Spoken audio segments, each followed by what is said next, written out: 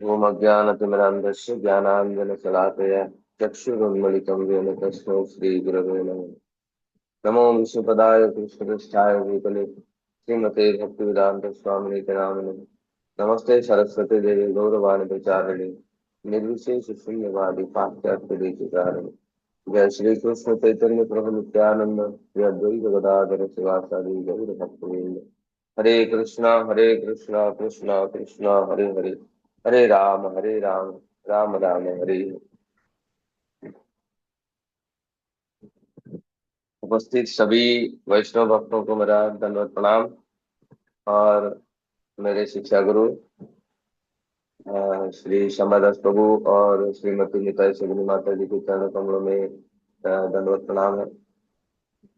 तत्पश्चात श्रीमान दीपक बेहरा प्रभु जो मुझे इस सेवा दिया है आज जपा के बारे में, हरि नाम के बारे में कुछ चर्चा करने के लिए उनको भी मेरा अ, मैं आभार प्रकट करता हूँ और धन्यवाद प्रणाम करता हूँ। हम शिक्षाष्टकम के जो प्रथम श्लोक है उसके ऊपर हम चर्चा कर रहे हैं अपने सीरीज में। तो हम पिछले सत्र में देखा था कि श्री कानुप्रिय गोस्वामी एक महान वैष्णव अ, महादावाग्नि निर्वापनम के ऊपर क्या टीका टिप्पणी किए थे। फिर से दोहराना चाहता हूँ।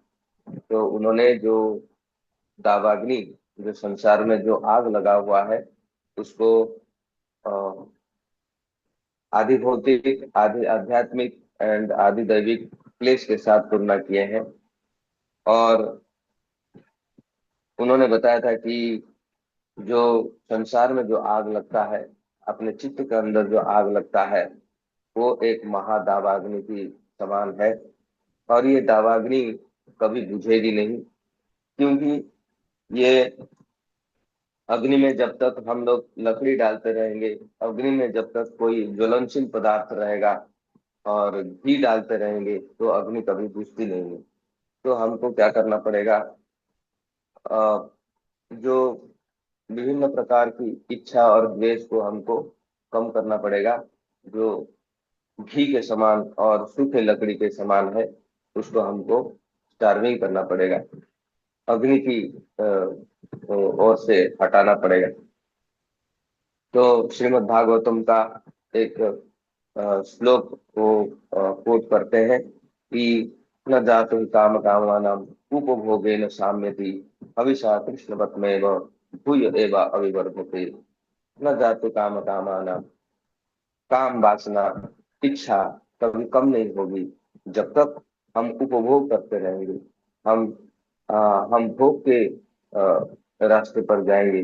हम अलग अलग उपभोग के वस्तु के ऊपर हम मनोनिवेश करेंगे, तब तक हमारा काम वासना, हमारा डिजायर, हमारा जो इंद्र तृप्ति की भावना कभी कम नहीं होगी।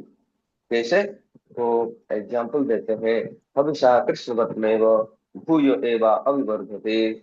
जैसे कि हविषा मतलब जैसे कि यज्ञ में जैसे हम डालते हैं, घी डालते हैं, जैसे ही हम सूखे लकड़ी और घी डालते रहेंगे, तो ये जो यज्ञ का जो लेलियान शिखा है वो कम नहीं होगी। उसके अंदर पानी डालना पड़ेगा, और घी और सूखे लकड़ी को उसमें नहीं डालने से अपने आप अग्नि यज्ञ का बुझ जाती है। तो वैसे अ, वो वर्णन करते हैं कि राजा भर्तृहरि के अ, वैराग्य शतकम से कि कैसे भोग, जो विषय भोग है, विभिन्न प्रकार की भय सृष्टि करता है। और ये जो विषय भोग है हमारे अंदर विभिन्न प्रकार की भय सृष्टि करता है। भर्तृहरि 9 प्रकार भय के बारे में कहते हैं कि ये जो 9 प्रकार भय है, वो हमेशा भोग जो करने वाले व्यक्ति है उनके साथ हमेशा रहता है। वो क्या है? वो कहते हैं कि भोगे रोग भयम। जो भोग विषय भोग में लगा रहता है वो हमेशा रोग का शिकार होता है।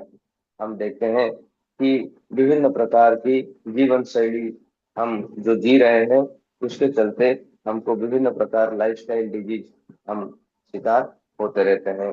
जैसे ब्लड प्रेशर, शुगर और हाइपरटेंशन, अलग अलग तरीके की जो बीमारी है वो हम अ, शिकार होते रहते हैं।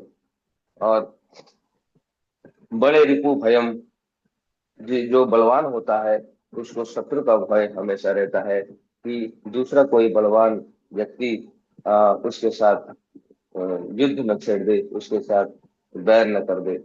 रूपे जराया भयम, जो रूपवान होता है, जो सुंदर होता है, उसको हमेशा बुढ़ापा का भय रहता है। क्योंकि जब बुढ़ापा आता है तो अपनी सुंदरता, अपनी जो तेज, वो कम हो जाता है।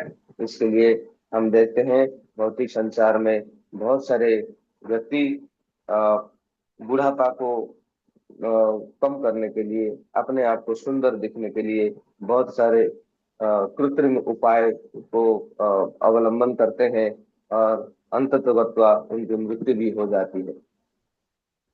शास्त्रवादी भयम, जो शास्त्रवान है, जो ज्ञान का अर्जन करने की भूखा है, जो विभिन्न प्रकार की ज्ञान को अर्जन करके अपने आप को एक महाज्ञानी के रूप में दिखाना चाहता है, उसको वादी भय रहता है। दूसरा कोई अच्छा शास्त्रज्ञ आ जाता है, उसको वाद विवाद करके परास्त कर देता है, तो उसको दुख लगता है और उसको यही भय रहता है। हम देखते हैं कि श्री चैतन्य महाप्रभु, केशव काश्मीरी, सार्वभौम भट्टाचार्य और प्रकाशानंद सरस्वती जैसे महान विज्ञ प्रकांड पंडित को अपनी शास्त्र की वाणी से परास्त करके उनको नामो निशान मिटा दिया था। गुणे खल भयम, जिसके जो गुणवान व्यक्ति है उसको हमेशा खल व्यक्ति, जो दुष्ट व्यक्ति है, उसका भय रहता है। और काय कृतांता भयम, अंततः जो हमारा शरीर है उसको अंततः हमको मृत्यु का भय रहता है। तो इस प्रकार से 9 प्रकार के भय हमेशा हमको सताता रहता है। और ये भय कैसे जाएगा?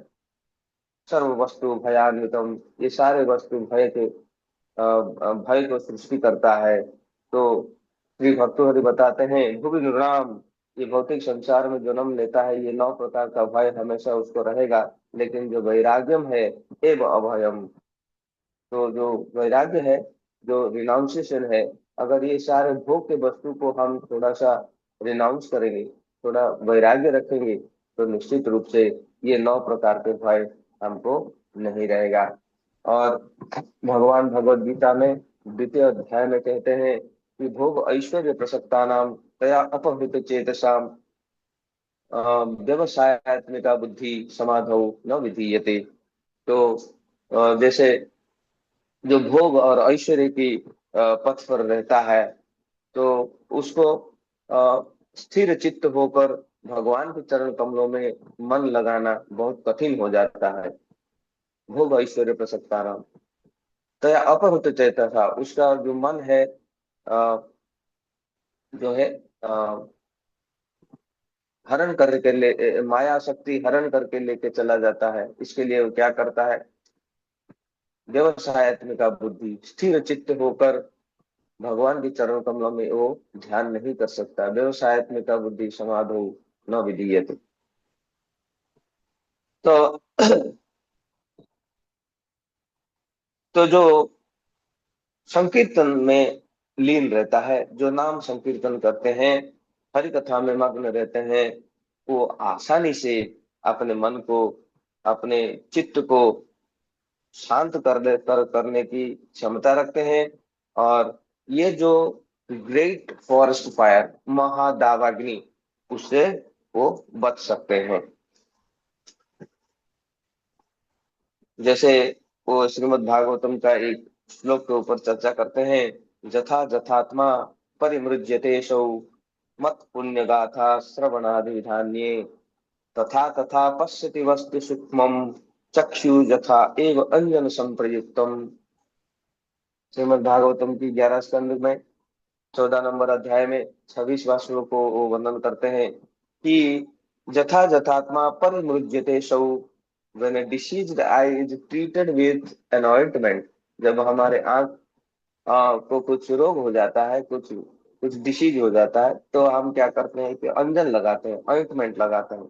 जब वो ऑइंटमेंट लगाते हैं, अंजन यूज करते हैं, तो हमारा आंख का जो डिजीज है, वो जो रोग है, वो दूर हो जाता है।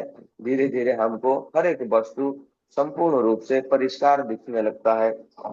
तो वैसे similarly, as a conscious living entity cleanses himself of material contamination, जो चेतन वस्तु है, जो जीवात्मा है, वो चेतन वस्तु है, क्योंकि भगवान चिद वस्तु है, तो आत्मा भी चिद वस्तु है। उसके पास सभी प्रकार का ज्ञान है, लेकिन ये कंटामिनेट हो चुका है।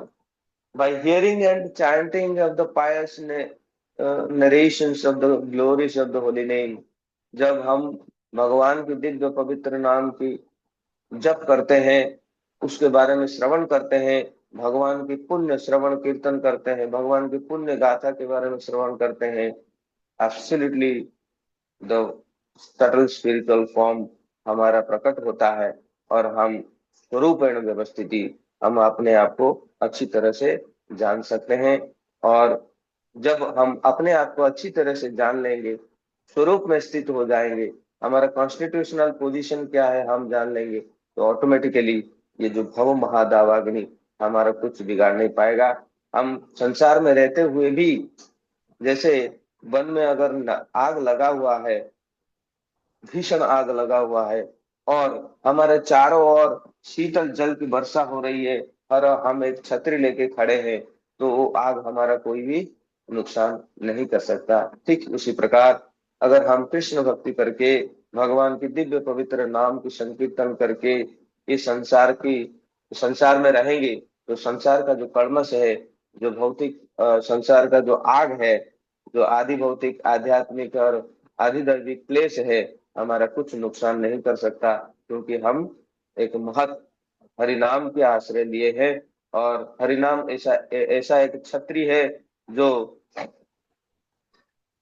प्रचुर बारिश में हमको भीगने से बचाता है, साथ ही साथ ये भौतिक संसार में जो आग लगा हुआ है, वो आग से भी हमको रक्षा करते हैं। तो ये आतपत्र कहते हैं इसको। तो ये आतपत्र, हरिनाम जैसे आतपत्र का हमको शरण लेना चाहिए, ताकि हम ये भौतिक संसार की जो आग है, महादावाग्नि, उससे उसको हम निर्वापित कर पाएंगे। हरे कृष्ण।